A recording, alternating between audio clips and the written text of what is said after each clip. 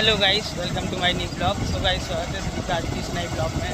तो आज हम जा रहे हैं घूमने के लिए, देख सकते हैं अभी हम घूमने के लिए जा रहे हैं। सो भी साहब दोस्तों वहाँ पर आपको दिखाते हैं झूला किस तरीके से झूलते हैं दोस्तों सभी लोग, और हम भी झूला झूलेंगे वहाँ पर, देखते हैं जाकर। ये सोफी साहब की रास्ता है, देख सकते हैं गाइस। यहाँ पर अभी मौसम भी बहुत अच्छा है, देख सकते हैं बहुत अच्छा मौसम है यहाँ पर।